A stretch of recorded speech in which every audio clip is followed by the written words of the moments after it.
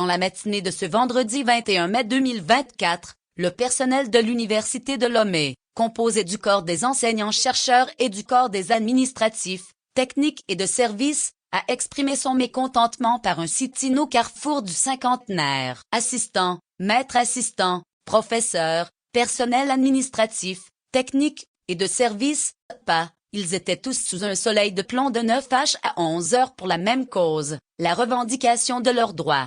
Ce mouvement d'humeur, spontané, il faut le rappeler, marque le début d'un mouvement de protestation plus large. Les revendications à l'origine de ce sit-in incluent le paiement des arriérés des accords de 2011, 10 mois, ainsi que le versement des augmentations salariales de 5% et 10% accordées par le chef de l'État en 2020 et 2022 aux fonctionnaires. En réponse à la cherté de la vie engendrée par la crise sanitaire, les enseignants et les PAT ont été patients depuis 2011. Des accords ont été conclus à l'époque, mais les reliquats ne sont toujours pas payés. De plus, les augmentations de 5% en 2020 et de 10% en 2022 n'ont pas été versées, a expliqué le professeur Mohou Mansane de la Faculté des sciences.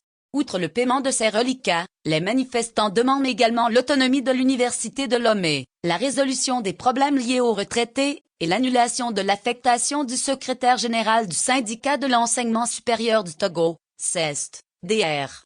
Ounseid Jifa, à l'école normale supérieure, jugé comme une sanction pour son engagement syndical. Ce sit-in se veut un avertissement avant un mouvement de protestation plus intense. Pour le professeur Mohou, les enseignants-chercheurs et le personnel administratif, technique et de service sont lésés dans leurs droits. Que l'autorité prenne les dispositions nécessaires car nous irons jusqu'à obtenir satisfaction totale. Cette situation a trop duré, a-t-il martelé. Les enseignants et le PA ont donné jusqu'au mercredi 22 mai aux autorités pour répondre favorablement à leurs demandes. Faute de quoi, ils prévoient un grand débrayage dans les jours à venir pendant lequel ils se rendront au travail sans effectuer leurs tâches habituelles. Pour rappel, toutes les démarches menées jusqu'alors auprès des autorités universitaires et étatiques, dont leur ministère de tutelle et la primature, n'ont pas eu une suite favorable.